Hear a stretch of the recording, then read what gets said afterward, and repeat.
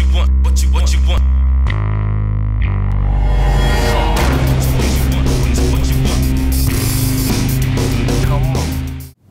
Welcome to another edition of Blitz Extra here on GhostandAngelo.com. I am Quentin Martinez, the Lakeview beat writer. Sitting next to us in the Broncos attire is Paul Harris, our assistant sports editor, who takes care of the Central beat for us. And sitting next to us in the Standard Times windbreaker is Mike Whitson, who has the area beat on lockdown. I feel kind of left out here with my plain sweatshirt, but it's kind of chilly today, which means that it's towards the end of the regular season. It's hard to believe Week 10 is already upon us.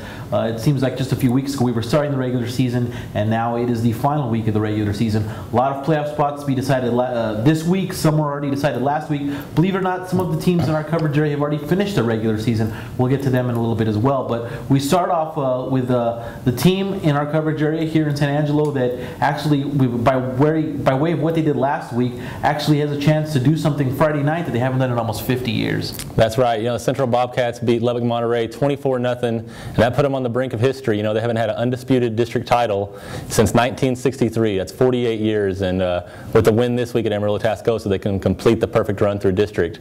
But for last week, you know, it was a great job of the defense. Their first shutout in 5 years, and they've been close on a couple occasions, so they felt good about finally putting a 0 on the scoreboard. And then offensively, you know, Central scored all 24 points in about an 8-minute span in the second quarter to kind of put the game out of reach really quick there.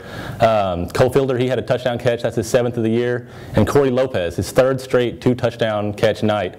So that puts him at 7 on the year too. Just out of nowhere, he has kind of shot up the receiving charts for them. And then Logan Sawyer had another solid night. Didn't put up huge passing numbers, but he was 17 of 27 through 3 touchdowns. That gives him 24 touchdowns on the year, 1 interception, just continuing his red-hot start. And the big thing is, you know, they're off to a 4-0 start in district and closing in on history this week. Talk about, move over to the other San Angelo school. You talk about Lakeview. They were on the road for the second of arguably one of the 2 toughest road games they've had to have back-to-back in school history. A week after losing to Waco High 71-0, they went out and took on Killeen, and they lost that ball game 62-0, which extends their scoreless streak to 8 quarters now. They haven't scored since the 4th quarter against Waco Midway. The offense was much better, believe it or not, even though they got shut out last week. They had 2 interceptions deep in the Killeen High territory that killed drives. They had a missed field goal also that hurt them.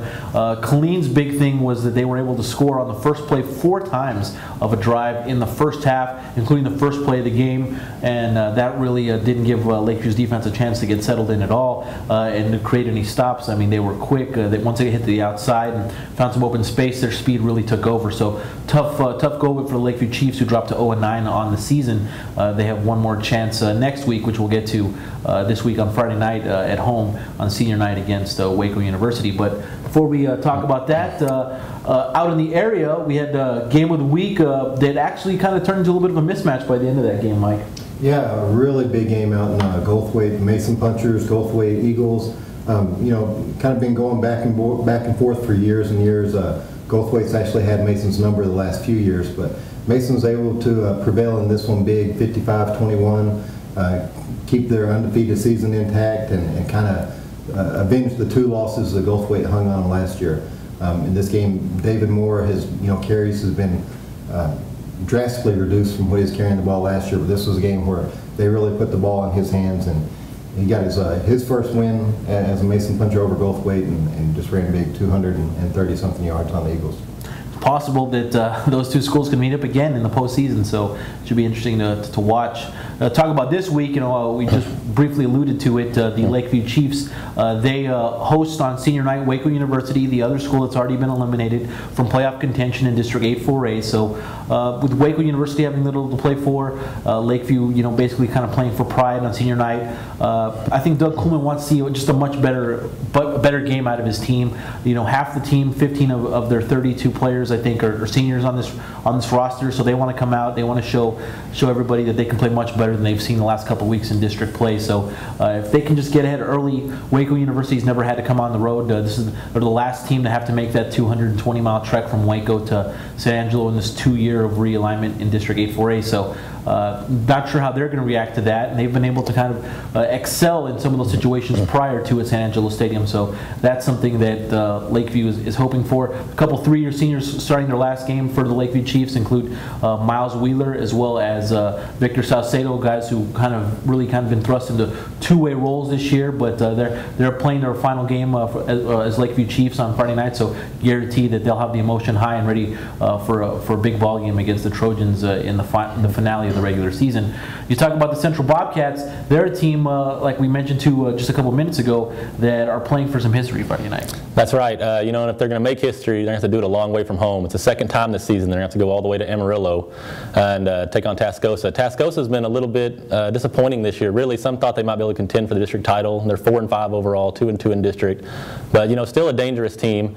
It's been close matchups the last 2 years of Central. Central beat them by 8 last year in San Angelo, and then escaped to the 1-point win in Amarillo a couple years ago.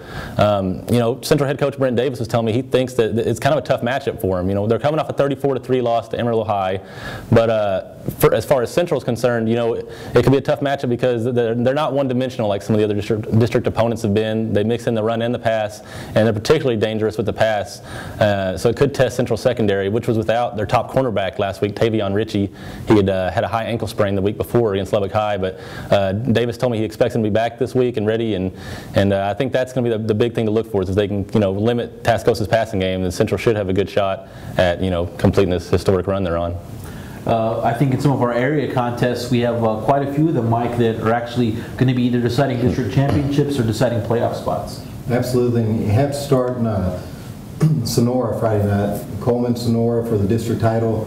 Sonora is a team that was expected to be there. They've been just throttling the competition all year long. Where Coleman's a surprise team. They've coming off back-to-back 1-9 seasons the past 2 years. They've improved to 7-2 this year, 4-0 in district, just like Sonora. So a lot will be on the line in Sonora this week in that one. And also in District 13, 1A, we mentioned previously Mason.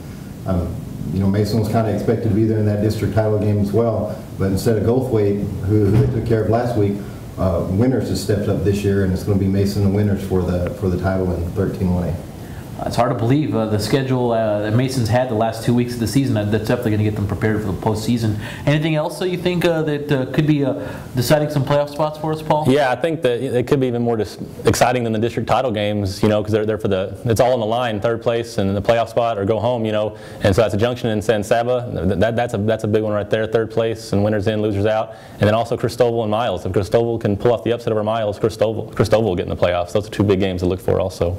A couple of teams have actually wrapped up their regular season. I know Richland Springs, they finished up a 10-0 season. They're far and away the #1 ranked team in Division II 6-man, and they're expected to be right back playing for a state championship after their postseason run gets going. So that's a team to look out for. Wall wrapped up their regular season last week with a 10-0 regular season. They have a bye. Their opponent is to be determined in the 2A playoffs. And by way of a forfeit, it looks like Paint Rock has already also wrapped up district championship, and they will have a chance to sit back before the playoffs start. So 3 schools have already wrapped up the regular season and are looking forward to the postseason now. So that will wrap up our regular season of the Blitz Extra here on GoSanAngelo.com. Of course, we'll have the opportunity to come to you for a couple more weeks as we get deeper into the postseason. And it looks like, by our count, we have 17 teams in West Texas that are going to the playoffs, including Central. So some plenty of playoff matchups to follow as we continue and get deeper into November and into December.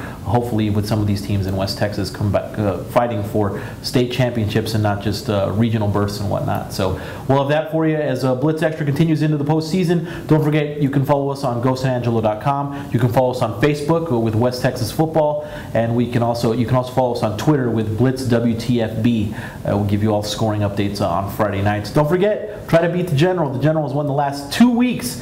Log on to GoSanAngelo.com. Make your NFL picks. Try to beat the General. It looks like it's getting harder and harder as the season goes on. So we'll see you again next week with another edition of Blitz Extra here on GoSanAngelo.com.